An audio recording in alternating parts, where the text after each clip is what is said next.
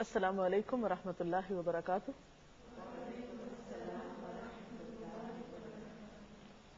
نحمده ونصلي على رسوله الكريم، اما بعد فاعوذ بالله من الشيطان الرجيم، بسم الله الرحمن الرحيم، رب اشرح لي صدري ويسر لي امري واحلل عقدة من لساني يفقهوا قولي۔ ناظرین، آج کی ہماری گفتگو کا موضوع ہے روزہ اور نماز۔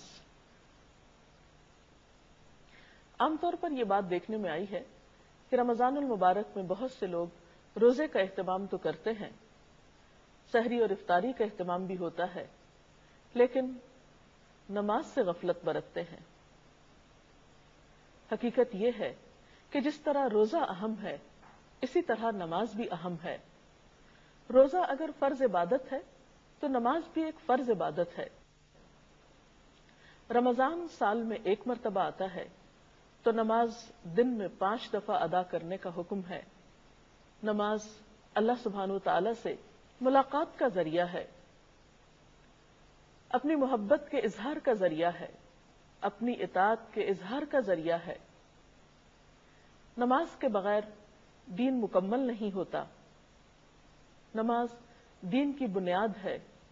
نماز کو چھوڑنا دین کی بنیادوں کو ہلا دینا ہے۔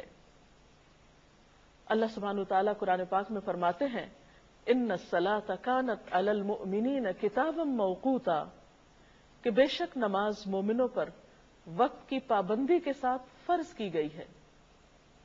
یعنی اس کے فرض ہونے میں، اس کے اہم ہونے میں کوئی شک و شبہ کی گنجائش نہیں۔ بار بار قرآن پاک میں آتا ہے، وَأَقِيمُوا الصَّلَاةَ وَآتُوا الزَّكَاةَ، نماز قائم کرو اور زکوٰۃ ادا کرو۔ اگر قرآن پاک پر غور کیا جائے تو ہم دیکھتے ہیں کہ شاید ہی نماز سے زیادہ کسی اور چیز کے بارے میں اتنا تاکیدی حکم دیا گیا ہو یا اتنی زیادہ تکرار ملتی ہو۔ نماز دراصل ہمارے روزمرہ ہونے والے گناہوں کے کفارے کا بھی ذریعہ ہے۔ حقیقت یہ ہے کہ ہم سب انسان کسی نہ کسی طرح غلطی کر بیٹھتے ہیں، کوئی نہ کوئی گناہ ہم سے سرزد ہو جاتا ہے، لیکن جب ہم نماز پڑھتے ہیں تو ساتھ ساتھ گناہوں کی صفائی ہوتی چلی جاتی ہے۔ اس کے بارے میں ایک حدیث میں آتا ہے، حضرت ابو ہریرہ کہتے ہیں کہ نبی صلی اللہ علیہ وسلم نے فرمایا کہ تمہارا کیا خیال ہے کہ اگر تم میں سے کسی کے دروازے پر نہر بہتی ہو اور وہ اس نہر میں ہر روز 5 مرتبہ نہائے تو کیا اس کے بدن پر کوئی میل کچیل باقی رہ جائے گا؟ صحابہ کرام نے عرض کیا، نہیں، کسی قسم کا میل کچیل باقی نہیں رہے گا۔ تو آپ صلی اللہ علیہ وسلم نے فرمایا، یہی 5 نمازوں کی مثال ہے۔ اللہ تعالیٰ ان نمازوں کے ذریعے گناہ مٹا دیتا ہے۔ تو گویا دن میں 5 مرتبہ پاک صاف ہو کر اللہ پاک کے حضور حاضر ہونا انسان کی گناہوں کی معافی کا ذریعہ بھی ہے، اور انسان کے دل پر جو بوجھ آ جاتا ہے ان گناہوں کے ذریعے اس کو اتارنے کا سبب بھی ہے۔ پھر خاص طور پر مرد حضرات اگر مسجد میں جا کر نماز پڑھتے ہیں تو اس کا اجر و ثواب اور بھی زیادہ ہے۔ اللہ سبحانہ وتعالی ان کو اپنے ملاقاتی قرار دیتے ہیں۔ حضرت سلمان سے روایت ہے، نبی اکرم صلی اللہ علیہ وسلم نے فرمایا، جس نے اپنے گھر میں اچھی طرح وضو کیا اور پھر وہ مسجد میں آیا، وہ اللہ تعالیٰ کا ملاقاتی ہے، اور میزبان کے لیے ضروری ہے کہ وہ اپنے ملاقاتی کی عزت کرے۔ یعنی ایسے لوگ عزت کے مستحق ہیں جو خاص طور پر مسجد میں نماز کا اہتمام کرتے ہیں۔ رمضان المبارک میں فرائض کے علاوہ خاص طور پر قیام اللیل کی بہت تاکید ملتی ہے۔ حدیث پاک میں آتا ہے، من قام رمضان ایمانا و احتسابا غفر له ما تقدم من ذنبه، جس نے رمضان میں ایمان اور احتساب کے ساتھ، یعنی خالص نیت کے ساتھ اور اللہ تعالیٰ سے اجر و ثواب کی نیت کے ساتھ رات کو قیام کیا، یعنی تراویح نماز ادا کی، تو اس کے پچھلے گناہ معاف کر دیے جائیں گے۔ تراویح کی نماز بنیادی طور پر ایک نفل نماز ہے۔ نبی صلی اللہ علیہ وسلم سے ہمیں یہ پتہ چلتا ہے کہ آپ نے رمضان کی آخری راتوں میں باجماعت بھی اس نماز کا اہتمام کیا۔ حضرت ابو ذر سے مروی ہے، کہتے ہیں کہ ہم نے آپ صلی اللہ علیہ وسلم کے ساتھ روزے رکھے، آپ نے ہمیں تراویح کی نماز نہ پڑھائی یہاں تک کہ رمضان کے 7 دن باقی رہ گئے، یعنی آخری عشرہ آ گیا۔ 23ویں رات کی 1/3 گزرنے پر آپ نے ہمیں تراویح پڑھائی، پھر آپ نے 24 شب کو نماز نہیں پڑھائی۔ 25ویں شب آدھی رات گزرنے پر نماز تراویح پڑھائی۔ ہم نے کہا یا رسول اللہ صلی اللہ علیہ وسلم، کیا ہی اچھا ہو اگر آپ رمضان کی باقی راتوں میں بھی ہمیں نفل نماز پڑھائیں۔ نبی صلی اللہ علیہ وسلم نے فرمایا، جس نے امام کے فارغ ہونے تک امام کے ساتھ قیام کیا، یعنی باجماعت یہ نماز ادا کی، اس کے لیے ساری رات کے قیام کا ثواب لکھا جائے گا۔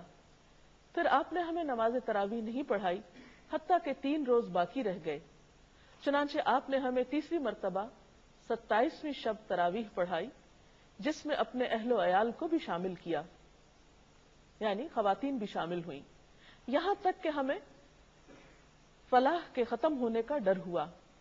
میں نے حضرت ابو ذر سے پوچھا فلاح کیا ہے؟ حضرت ابو ذر نے جواب دیا سحری، یعنی آپ نے اتنی طویل نماز پڑھائی کہ صحابہ کرام کو یوں محسوس ہوا کہ گویا سحری کرنے کا وقت بھی گزر۔ سوال یہ پیدا ہوتا ہے کہ آپ صلی اللہ علیہ وسلم نے روزانہ کیوں نہیں نماز پڑھائی؟ آپ خود تو تہجد کا اہتمام باقاعدگی کے ساتھ کیا کرتے تھے۔ آپ صلی اللہ علیہ وسلم نے 5 نمازوں کے علاوہ رات کا قیام اپنے لیے لازم کر رکھا تھا، لیکن دوسروں کو یہ نماز رمضان کی ہر شب باجماعت نہ پڑھانے کے پیچھے ایک حکمت یہ ہو سکتی ہے کہ اگر آپ ایسا کرتے تو شاید یہ نماز فرض کے درجے کو پہنچ جاتی اور پھر امت کے لیے اس کو ادا کرنا مشقت کا سبب ہوتا، کیونکہ ایک اور روایت سے یہ پتہ چلتا ہے کہ ان راتوں میں لوگوں کا شوق اور ذوق دیکھنے کے قابل تھا، یعنی ہر رات میں پہلے سے زیادہ لوگ نماز میں شریک ہوئے، کیونکہ اس نماز کے پڑھنے کا اپنا ہی ایک لطف ہوتا ہے، کیونکہ خاص طور پر اس میں انسان کو موقع ملتا ہے کہ وہ تراویح میں پورے کا پورا قرآن پاک سن سکے۔ رات کے اس قیام کے علاوہ دن میں مختلف اوقات میں نوافل کا اہتمام کیا جا سکتا ہے، کیونکہ رمضان میں ایک نفل ادا کرنے کا ثواب عام دنوں کے فرض ادا کرنے کے برابر ہے، لیکن یہ یاد رہے کہ نوافل میں اعتدال بہت ضروری ہے۔ حضرت انس کہتے ہیں کہ نبی صلی اللہ علیہ وسلم نے فرمایا، نفل نماز اپنی طبیعت کی خوشی اور شوق کے مطابق پڑھو، جب طبیعت تھک جائے تو بیٹھ جاؤ۔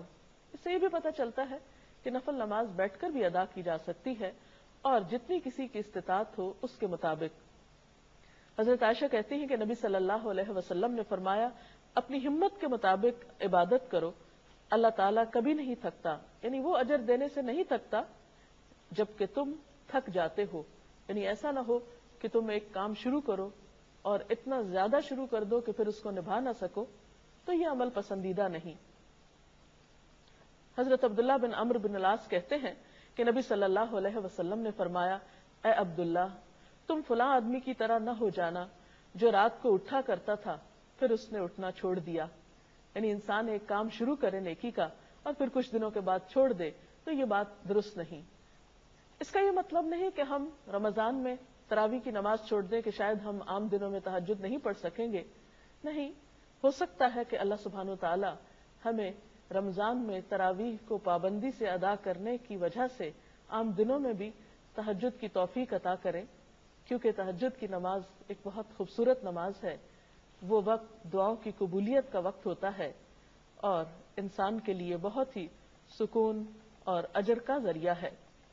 نفل نمازوں میں ایک اور نماز جو بہت ہی باعث اجر ہے وہ چاشت کی نماز ہے۔ اس کے بارے میں حضرت ابو درداء اور حضرت ابو ذر سے ایک روایت ہے کہ آپ صلی اللہ علیہ وسلم نے فرمایا، اللہ تعالیٰ ارشاد فرماتا ہے، اے آدم کے بچے، دن کے شروع میں میرے لیے 4 رکعت نماز ادا کر، میں تیرے سارے کاموں کے لیے کافی ہو جاؤں گا، یعنی ان رکعتوں کا اتنا اجر و ثواب ہے کہ دن کی باقی بہت سی مشکلات آسان ہو سکتی ہیں۔ تو آج کی بات کا خلاصہ یہ ہے کہ نماز کی پابندی کی جائے۔ اگر کوئی شخص نماز ادا نہیں کرتا تو اسے یہ بات اچھی طرح معلوم ہونی چاہیے کہ وہ اللہ تعالیٰ کے حق میں ایک بہت بڑی کوتاہی کا مرتکب ہو رہا ہے۔ نماز کا چھوڑنا گناہ کبیرہ ہے۔ انسان سوچے تو اللہ سبحانہ و تعالیٰ نے ہمیں کتنی بے شمار نعمتیں دے رکھی ہیں۔ ہمارا یہ وجود، کھانے پینے کی نعمتیں، یہ زمین، یہ آسمان، یہ سب کچھ اس نے ہمارے لیے پیدا کیا۔ سب کچھ اس سے لے کر پھر آخر ہم اسی کو یاد کیوں نہیں کرتے؟ کیونکہ اس کا حکم ہے کہ اقم الصلاۃ لذکری، نماز میری یاد کے لیے قائم کرو۔ یہ یاد کرنے کا، اس کی ملاقات کرنے کا ایک بہترین طریقہ ہے، اور اگر ہم اس کو اس کے بتائے ہوئے طریقے کے مطابق یاد نہیں کرتے تو یہ اس کی رضامندی حاصل کرنے کا ذریعہ نہیں ہو سکتا۔ اسی لیے ہم دیکھتے ہیں کہ نبی صلی اللہ علیہ وسلم نے اسے اسلام اور کفر کے درمیان ایک حد فاصل قرار دیا۔ پھر اسی طرح آپ نے اسے دین کا ستون قرار دیا۔ پھر اسی طرح ہم دیکھتے ہیں کہ قرآن پاک میں نماز نہ پڑھنے والوں کے لیے بہت وعید آئی ہے۔ اللہ تعالیٰ کا ارشاد ہے کہ فی جنات یتساءلون عن المجرمین، یعنی جنت میں جب اہل جنت پہنچ جائیں گے تو وہ مجرموں سے سوال کریں گے، ما سلککم فی سقر، تمہیں جہنم میں کیا چیز لے گئی؟ قالوا، وہ کہیں گے، لم نک من المصلین، ہم نماز پڑھنے والوں میں سے نہ تھے، ولم نک نطعم المسکین، اور ہم مسکین کو کھانا نہیں کھلاتے تھے، وکننا نخوض مع الخائضین، اور ہم بحثیں کرنے والوں کے ساتھ مل کر بحثیں کرتے تھے۔ ہمیں سوچنا چاہیے کہ کہیں ہم تو ایسے لوگوں میں شامل نہیں کہ جو اللہ تعالیٰ کے حقوق بھی پامال کرتے ہوں اور دوسری طرف بندوں کا بھی خیال نہ کرتے ہوں اور محض باتیں ہی بنانا جانتے ہوں، کیونکہ کوئی بھی کام محض باتیں کرنے سے نہیں ہوا کرتا جب تک کہ عملی طور پر کوشش نہ کی جائے۔ اور یہ بات بھی یاد رہے کہ قیامت کے دن پہلا سوال نماز کے بارے میں ہوگا۔ اگر پہلے ہی سوال میں فیل ہو گئے تو باقی چیزوں کا کیا ہوگا؟ اس لیے ہم سب کے لیے یہ بات ضروری ہے کہ ہم رمضان کو ایک بہترین موقع جانتے ہوئے اپنے آپ کو نماز کا پابند بنائیں، کیونکہ روزہ ہمیں ایک ایسی فضا مہیا کرتا ہے، ہمیں روحانی طور پر ایسی طاقت عطا کرتا ہے کہ جس میں ہمارے لیے یہ بات آسان ہو جاتی ہے کہ ہم اللہ تعالیٰ کی طرف رجوع کریں۔ مثلا یہ کہ عام طور پر اگر صبح کے وقت اٹھنا مشکل لگتا ہے تو رمضان میں سحری کے لیے تو اٹھا ہی جاتا ہے۔ اگر 30 دن تک ہم صبح کے وقت فجر کی نماز پابندی کے ساتھ ادا کریں تو انشاءاللہ تعالی ہماری یہ عادت بن جائے گی، اور رمضان کے بعد پھر اس عادت کو قائم رکھنا مشکل نہ ہوگا۔ اسی طرح اگر رات کو تراویح پڑھی جا رہی ہے تو بعد میں بھی عشاء کی نماز بھاری نہ ہوگی۔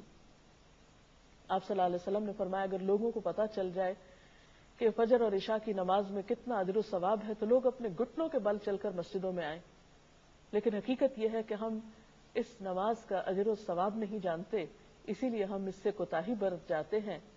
اللہ تعالیٰ سے دعا ہے کہ ہمیں وہ اپنے اس حق کو پہچاننے کی اور اسے صحیح معنوں میں ادا کرنے کی توفیق عطا فرمائے۔ اس سلسلے میں اگر آپ کا کوئی سوال ہو تو آپ کر سکتے ہیں۔ تراویح اور تہجد کی نماز میں کیا فرق ہے؟ تراویح رات کے پہلے حصے میں پڑھی جاتی ہے اور تہجد رات کے آخری حصے میں پڑھی جاتی ہے۔ نبی صلی اللہ علیہ وسلم نے، جیسے کہ وہ حدیث میں نے آپ کے سامنے بیان کی، ایک رات اس کو رات کے اول حصے میں پڑھا، دوسری رات درمیانے میں اور تیسری رات آخری حصے میں۔ تو یہ قیام اللیل ہی کے بنیادی طور پر دو مختلف نام ہیں۔ میرا آپ سے سوال ہے کہ اگر نماز تراویح نہ پڑھ سکیں روزہ ہو جاتا ہے اس صورت میں؟ جی ہاں، اس لیے کہ روزہ الگ عبادت ہے اور نماز تراویح الگ عبادت ہے، لیکن جان بوجھ کے تراویح چھوڑنی نہیں چاہیے، کیونکہ اس نماز کی تاکید بھی ہے اور اس کا اجر و ثواب بھی بہت ہے، اور قیام کی حالت میں قرآن پاک کا پڑھنا اور سننا قیامت کے دن سفارش کا سبب بھی ہے، تو اس لیے اس کا اہتمام کرنا چاہیے. اگرچہ آپ کا روزہ ہو جائے گا تراویح نہ پڑھنے کی صورت میں، بعض اوقات انسان بیمار ہوتا ہے یا کہیں سفر پر ہوتا ہے اور اس میں لمبی نماز پڑھنے کا اس کو موقع نہیں ملتا کسی وجہ سے، لیکن روزہ رکھنے کا موقع مل جاتا ہے تو وہ روزہ رکھ سکتا ہے. اور اسی طرح ایک بات یہ بھی ذہن میں رہے کہ بعض لوگ کسی بیماری کی وجہ سے روزہ رکھنے سے قاصر ہوتے ہیں تو وہ تراویح بھی چھوڑ دیتے ہیں. ایسا نہیں کرنا چاہیے. اگر کوئی شخص بیماری کی وجہ سے روزہ نہیں رکھ پایا اور وہ تراویح پڑھ سکتا ہے تو وہ تراویح ضرور پڑھے. اس کے ساتھ ہی ہماری آج کی اس گفتگو کا وقت ختم ہوا چاہتا ہے. کل انشاءاللہ ایک نئے موضوع کے ساتھ حاضر خدمت ہوں گے. اللہ تعالیٰ سے دعا ہے کہ وہ ہمیں اس رمضان کی برکتوں سے بھرپور فائدہ اٹھانے کی توفیق دے. اب اجازت